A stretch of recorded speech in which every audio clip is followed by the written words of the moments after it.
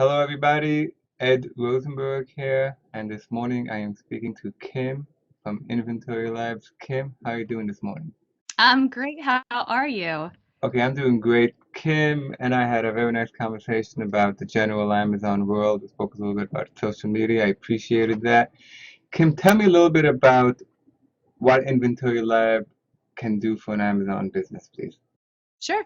So our founder, our CEO, Ryan Stevens, he was originally a seller. And as most folks know, when you're listing and running a business through Seller Central, it's not exactly user friendly and not very efficient. He was able to really identify all of those inefficiencies and really kind of conceived of the idea of all of these different tools that we could put in place to be able to more efficiently run this business, which then, of course, increases profit and scales business. So he built Inventory Lab, and the result of that is what we now have today. So Inventory Lab takes people through the entire product life cycle. So from scouting inventory, researching inventory, listing, printing their labels, which is originally was my favorite part, and of course accounting. But then really where we bring it all together are the reports. And I think that's really the power of Inventory Lab. I kind of talk a lot when I talk to people. My background was not in business, and so when I started as a seller, I had information all over the place. I had my mileage on an app on my phone or scribbled down on a piece of paper in my van, and just everything was everywhere. So I didn't know how profitable, or even if I was profitable at all. So Inventory Lab brings all of that information together, so you can track all of your other expenses. We're capturing all of the data around your Amazon fees. You're able to enter your buy costs. Everything can be put in one place so you know at any given moment how profitable you really are. And I really think that that is such an important thing and really empowers business owners when they know where they stand as a business. They know they are profitable and by how much. That really creates courageous business owners making really great decisions for their business and growing. What have you found? Most people are making more than they expected or less than they expected? That's a good question. I've never really asked anybody that outright. I would venture to say they're probably making less than they expected. Because all you see is your biweekly payout or your weekly payout, if you were grandfathered into that. And when you don't have all those fees together and you're not capturing your mileage and the cost of running your office or boxes and tape and all of those little things that go into it, and the sales tax that you paid, and what it cost you to ship something to FBA, or what your merchant fulfilled shipping expenses were. When you bring all of that together, it takes a big chunk out, and especially new business owners. If they were like me, they were very nervous about bringing all that together, and you're kind of you're running, you're hitting the ground running in the morning, and you're going all day long until your head hits the pillow at night. So you don't really have time to bring all of that together. You're just hustling, and this makes it easy to bring all of that data together. But then when you kind of put in that component of all of those profitability reports, so we can look at profitability from 4 different directions. So when we know how profitable we are, then we can go look at those and say, well, what supplier is more profitable than the other? What category am I doing better in? And I really do hear from people that that's where they get really surprising information. They think that they're just killing it in one category, but when they look at their data over an entire year, they find out that, well, toys is great during quarter 4, but maybe health and beauty is really just the standard profitable category all year long. And then you look at your supplier and you start to kind of shift some revenue from one to the other and kind of play around with those things. And that's where you kind of see that growth. Right. In other words, once you have the information, you can make decisions to. Yeah. Right, I get it. You said something about sourcing products. I didn't know Inventory Lab does that. How does that work? Is it for private label? Well, sourcing inventory as in researching inventory. So within Inventory Lab, we have Scout. So that's the web-based research tool. You can search by ASIN, ISBN, or title. And then we have the mobile version, Scoutify. So that comes along with a free subscription, the free 30-day trial. And then, of course, our paid subscribers. What a lot of people don't know that we're finding out is that you can download Scoutify onto multiple mobile devices. So folks, often have multiple mobile devices themselves, but they can also bring other people into scouting that inventory and get them out, especially if they're looking at retail arbitrage, if that's, the base, the major component of their business. Family, friends, employees, they can put Scoutify on their mobile devices as well. They can also limit that person's access to their InventoryLab account so that they only have access to Scout or Scoutify. So get those people out so you're double, tripling, quadrupling, the efforts of sourcing inventory. And of course, we know if you're looking at retail arbitrage, you need to have a team. If you want to really be able to come home, and leave the corporate world behind, you need to get people out there. All right, so it scouts basically existing SKUs on Amazon. Yeah, you're going to be searching the Amazon product catalog. Yeah. Right. Okay. So getting back to the profitability. So does it include sponsored ads? And because I know that's very expensive, and you don't really get a good idea, or at least I don't, of exactly how much it's costing you.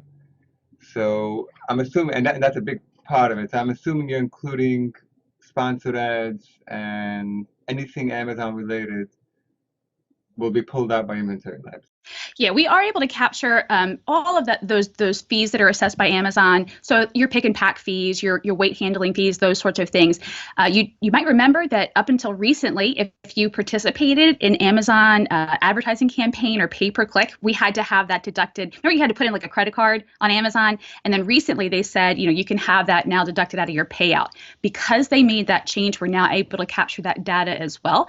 If anybody is participating in pay per click, they do need to make that change in Seller Central to say, yes, please take that out of my payout instead of charging this credit card for that. And we're able to capture that for them automatically. Oh, but if it comes out through the credit card, then no. Interesting. Yeah, what you can do, if you do choose to keep that on a credit or debit card, you can capture that expense. You would have to enter that manually under your other expenses. So you can capture anything. If you are paying an accountant, employees, office expenses, pay-per-click on a credit card, you can capture that in your account as well. We just wouldn't be able to do it for you automatically. Okay, now walk me through the process. If somebody wants to sign up and says, it's a good idea, I got to know if I'm making money or not, and he wants to sign up to InventoryLabs. What's the process? I'm assuming they got to put in information in each SKU because you can't figure out how much I paid for it. And you don't know how much I'm paying for my employees. Correct. So we really almost kind of like require folks to go through a free 30-day trial period. We want somebody to make sure that we're right for their business. So they would sign up for that free 30-day trial. It's risk-free. We don't want credit card information or payment information. You would then pair your InventoryLab account with Amazon. What we would do is import all of your inventory data and 60 days of your sales data for you. At that time, what you can do is really the most expedited way is to import all of your buy costs. So it's as easy as looking at your inventory, clicking the export button, entering all of your buy costs. You can enter your supplier, you can enter your date purchased, and then clicking the import button and bringing it right back in again. So that is then going to update any sales for that MSKU in the past, and then any sales of an MSKU in the future as well. So as opposed to putting in buy costs for each sale, doing that in inventory is on that side of things before items sell. That's really the most expedited way. But very easy. We can talk people through doing that. We have lots of tutorial videos. We do a recurring webinar series for new folks so that they can get on two live staff members on the webinar. And we go through a tour, and then we do a live question and answer session. A lot of folks like that part. That's my favorite part. To have those questions answered with a live demo really is, I think, very valuable. Where are you guys located? We are a distributed team. Our CEO and our company is based out of Missouri, but we are really all over the place. It used to be called, working at home, and then you heard a remote team. It was like kind of like the buzzword, but really the evolution around that is now the distributed team. So we are a distributed team. I'm in New Jersey. We have folks in North Carolina. We have folks in Oregon. We have people in Denver. We're all over the place. We got a great couple of folks in China. We're just all over. Okay, that's pretty cool. And InventoryLabs works, I'm assuming it's just Amazon. Is it just Amazon.com or it's UK as well? We currently support the US Amazon.com platform. We have it very much in our roadmap to expand beyond that. I can't give an ETA for that as of yet, but that is something that we plan to do. We also, are very much in discussions as part of our roadmap, our long-term roadmap, to support beyond just Amazon.com and support other selling platforms, whether that be eBay or Etsy, Shopify, etc. Yeah, I was wondering that because as far as I know, there's no platform that gives you the profitability on eBay. Yeah, it's I know that there's GoDaddy, but they don't allow you to enter things like buy costs, that sort of thing. So nobody's really capturing that data. And it's kind of interesting because I love eBay. We're big treasure hunters and scavengers, and it's just our idea of a good time. And what we are now seeing is a big evolution to people really kind of balancing out between Amazon and eBay. And some folks are kind of going back. Folks that kind of really moved away from eBay and kind of shunned eBay are now really seeing value in diversifying between the two. I have people who told me they sell more on eBay than Amazon. I wouldn't doubt it. I wouldn't doubt it. It's eBay is doing some really interesting things. I don't know what kind of campaigns they have behind buyers looking at eBay as something other than an online garage sale, but they must be doing something because I'm seeing even myself new products being purchased off of eBay in addition to Amazon. Right, and I also think as far as sellers go, I mean, I look at things more from the seller's perspective. Mm. The sellers are just petrified of Amazon suspensions, block listings. And I know people have gotten suspended on eBay as well, but you just don't have that same, when you wake up in the morning, are you still in business feeling? Yeah, it's a lot harder to be suspended from eBay. There's another group that was just talking about that there's several types of warnings that you need to receive before you would actually be suspended. But there's definitely it's a different community altogether. That connection with the buyer, there's a little bit more room for error, and I think a lot of folks are rightfully fearful of Amazon. I know, like even for myself, it's I don't do anything wrong. I'm not doing anything intentionally wrong, but sometimes feeling like maybe I don't understand all the rules the way that I should, and I don't feel like that. I think eBay is very clear, and then Amazon, you're just never really sure. We're really seeing that too with the new restrictions that are coming out on categories or not categories, but brand restrictions. You never know if you're going to wake up tomorrow and find out that your entire livelihood has now been, just completely shut down by a brand. There's nobody safe on Amazon.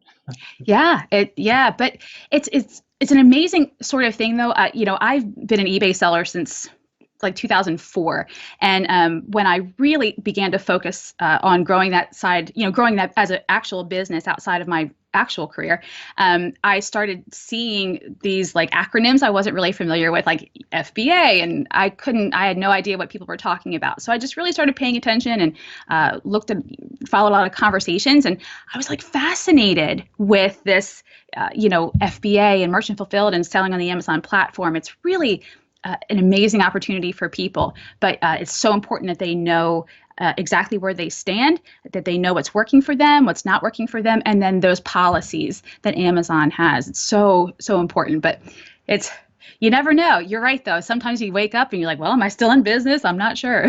The Amazon, I said, is like the game Operation where you like have. Yes.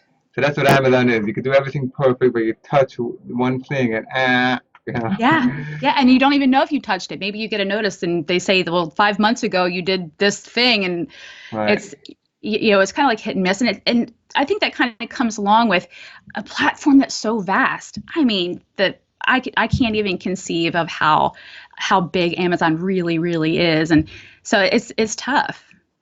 Yeah. I sort of, and then when you speak to them, they say that they're getting complaints from the manufacturers that Amazon is a place rampant with frauds, and that they're not being tough enough. So You just never know. You're right. Nobody's safe. nobody's Nobody. safe. No, but I would Yeah. say on eBay, you don't get that same like fear of God that one day is just going to be. Yeah, it's definitely just a different feeling in general. And they're really it seems like they're shifting a lot towards focusing on sellers, and they're offering lots of benefits for people that have stores, and different tiers of stores are getting different benefits. It's really kind of interesting to see kind of what they're doing. I'm excited to see what the next year brings from the Amazon selling community and whether or not eBay's integrated more. Yeah, I mean, the thinking always was that Amazon is going to hold the knife by the sellers. The sellers are going to make sure their customers are happy, and then the sellers are going to be happy because even though there's a knife on them, there's unlimited amounts of customers. But now it's gone to such an extreme that the knife is so close to the neck that I think Yeah. sellers are saying, this is ridiculous, and sellers are actually moving inventory off Amazon. Yeah. And the fee structure too is completely different. I mean, you don't have the benefit of FBA, and a lot of people like that, to be able to just to put everything in a couple boxes and ship it out the door, and then it's their problem.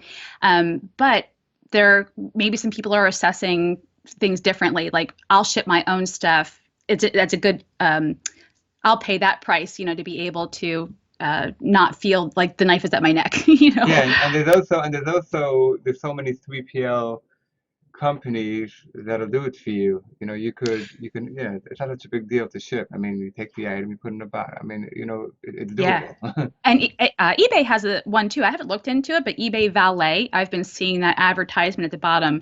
So I'm not really sure about what they're doing with that, but it sounds a lot like FBA. No, I think eBay Valet is same day shipping, in which Amazon had that too, in which you order in the same day, like an Uber or something comes hmm and they get it like 3 hours later. That's more like competing with Walmart. Yeah. It's like, oh, that's so. I don't know how they do it. I'm not sure. I did one of those one time. I had a car pull up out front, and there was my shipment from Amazon. It was Yeah, amazing. it's amazing. I've had Saturday night I've ordered and Sunday morning it's It's there. so funny. Anyways, Kim, that was fantastic. I really appreciate you coming on, and I'm sure we will definitely be in touch. Thank you so much. Thank you. I'll talk to you later.